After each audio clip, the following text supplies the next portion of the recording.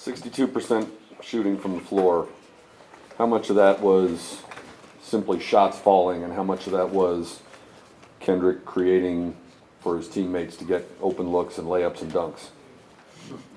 A little of both, but certainly he did create a lot of easy shots. And when you get that many layups, and then you just, all the rest of the shots that take place, if you can, I do believe one of the games within the game always is the game of easy baskets, and so on the defensive end, when we're on defense, if they're getting layups and back cuts and offensive rebound, putbacks and all those easy things, run outs, on the break, that's what beats you usually, is those easy baskets. And on the other end, if you can steal a whole bunch of them, then usually you have numbers like that.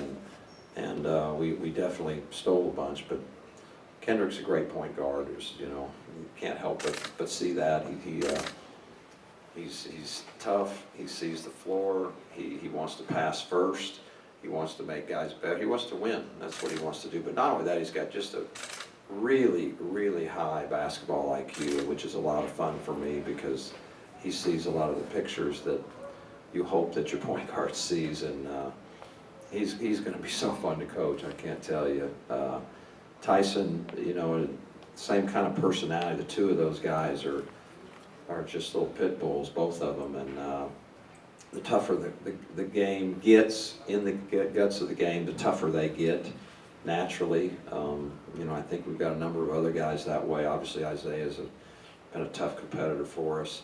Ferran is just, he's throwing up double-figure rebounds on a regular basis, which I've said from day one, I believe he can do it. It's a goal of his and mine together, and he continues to do that, 4 blocks, and I still think, and I mean this as a compliment, Ferran is not, even close to how good Ferran's going to be when it's all said and done. He's just got a lot of room for improvement, but having said that, he's doing so many great things for us.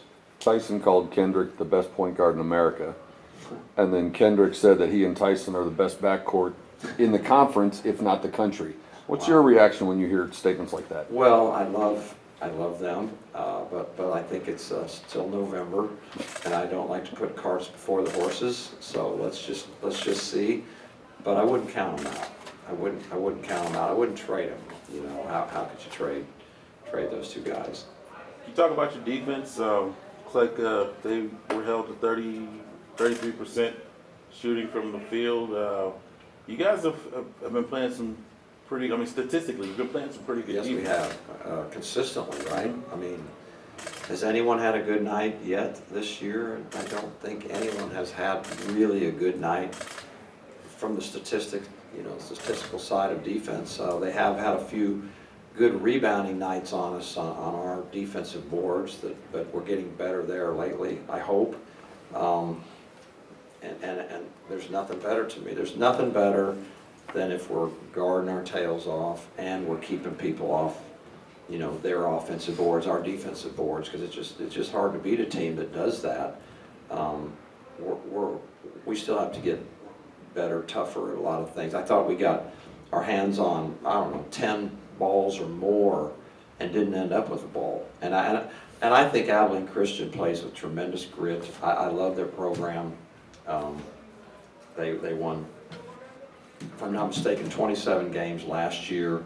Some of those guys are back, not all of them, but tremendously coached. I have a lot of respect for their coach, their staff, the grit.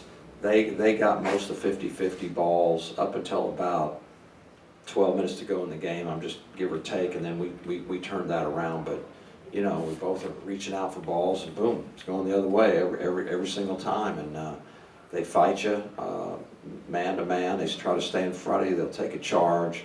They'll fight for rebounds. I knew this would be a tough game. I've been trying to tell our guys for a week that I know you don't hear much about them, but that's a real group, and it was a very good win. Where'd you miss Ethan Shagwa the most, and what do you know about his injury now? I don't think it's too bad, thankfully, and it's a calf injury. It's not a tear. I think he'll be back soon.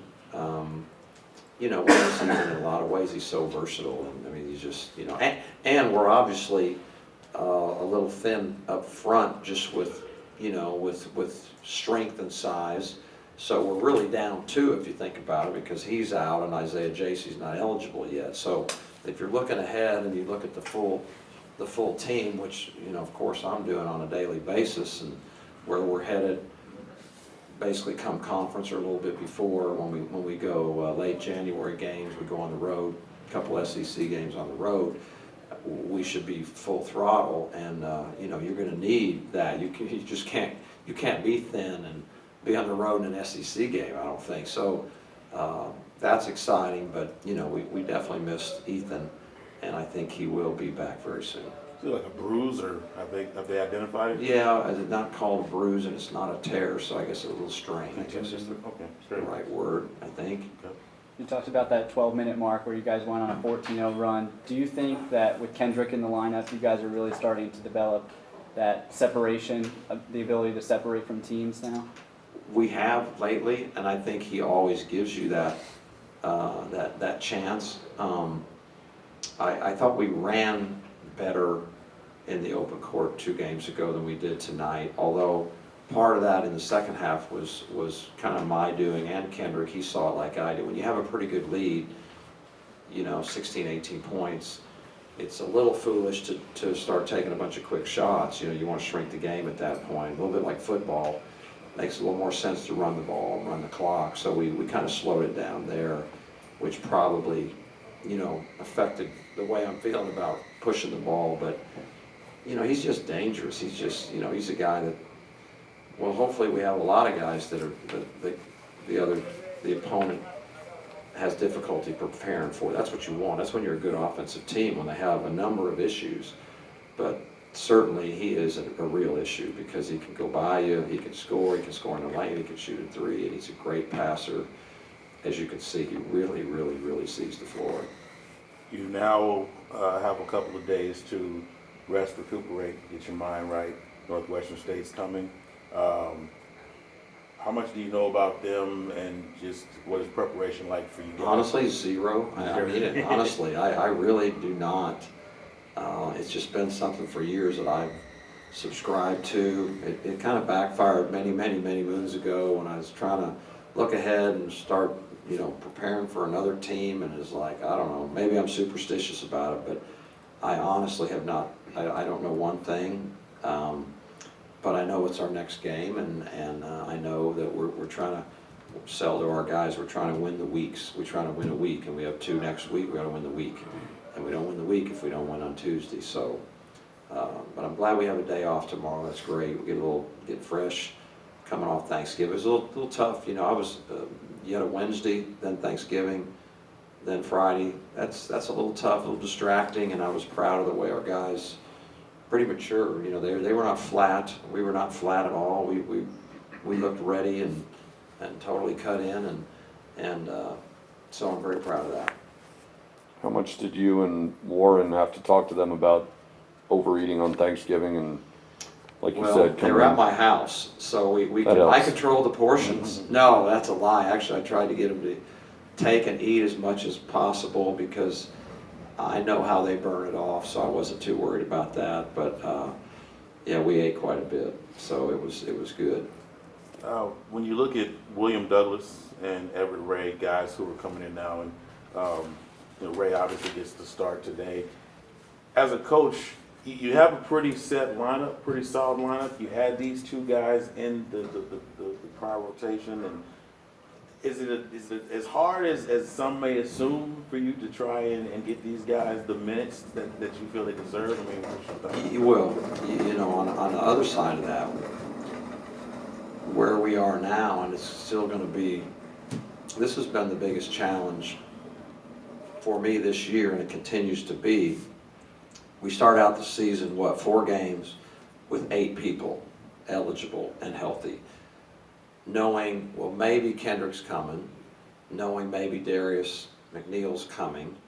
We know Will's hurt and is coming at some point, and we know Isaiah Jaycee's coming December 18th or whatever. So there's all these people that are here, they're in the practice, but we don't know exactly how many of them and when they're coming.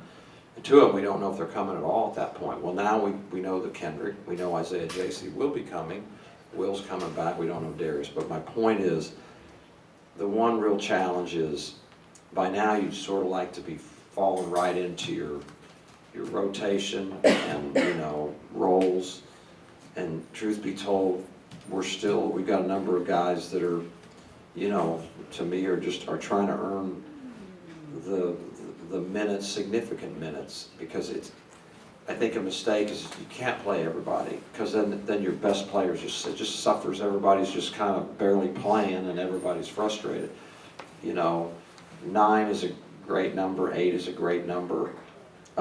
You need more on a given night, but usually there's a rotation that way, and I'm hoping, in short form here, that we'll pretty much know our 8, our 9, our 10, and those can always change. I never want guys to feel like if they're not in that's the end of the season. I want guys to battle through it, try to earn their way.